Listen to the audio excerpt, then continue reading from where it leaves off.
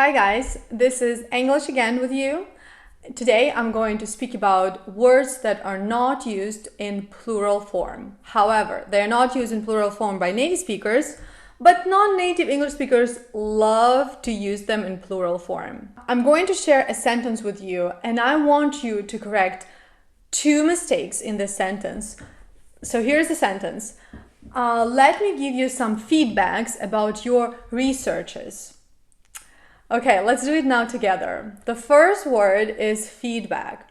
Feedback in English is uncountable. Always. There are no exceptions. Which means that if a noun is uncountable, it means that you cannot use plural form. So S ending, not possible. Feedback, that's it. Even if you want to use it in plural, still it's going to be some feedback or a lot of feedback, right? But not feedbacks. Research is the same thing. Actually, I would say that I've taught many students in my career, and I would say that 90% of them would not know that research is actually uncountable, and you can't say researches. Instead, you can say research.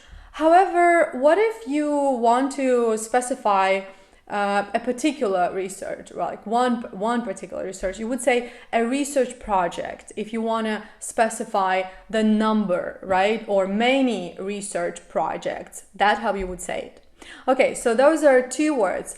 Let's move on. The next, of course, is advice. Advice is not used in plural. You cannot say advices. If you want to use it in plural, you can say pieces of advice. Actually, the word a piece of is going to be used with quite a few uncountable nouns to talk about the number of things. For example, advice is uncountable, a piece of advice if you want to talk about one, or many pieces of advice. However, again, if you talk about big number of something referring to advice, you can say much advice because with uncountable nouns you can easily say much. But if you want to say many, it's not going to work. Many works only with countable nouns.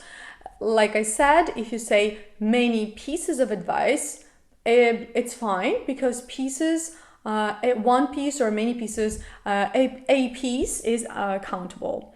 The same a piece of news. News in English is uncountable as well.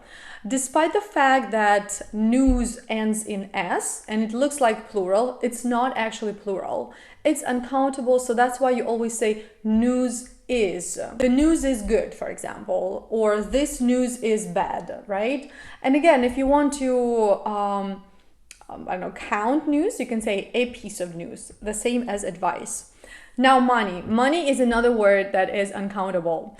Money is, that's what you always say. I know that in some languages, money may be countable, like in Russian, for example.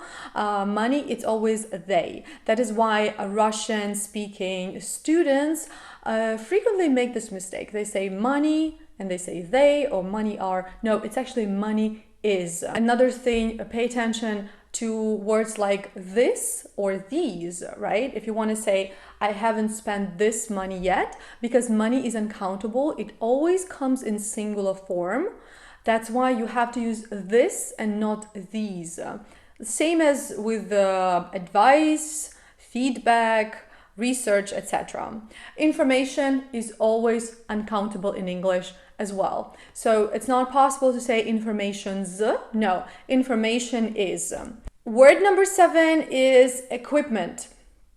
Equipment is, right? It's also uncountable. It's also used in singular form. And finally, knowledge. Knowledge is uncountable. It's not possible to say knowledges. I mean, it is possible, but it is wrong. It's incorrect. So knowledge is power, right? So I have just shared with you 7 nouns. Shall we recap them? Knowledge, equipment, research, feedback, news, advice, and information, right? 7 words that are uncountable, which means that they come only in singular form. They are used always with is, never with are, and you shouldn't add s ending to these words. I mean, it's a bad idea. You're going to make a mistake. I hope this video was useful, and I hope after watching this video you won't make mistakes using those words in plural forms. If you liked the video, give me a thumb up and stay tuned for the next episode.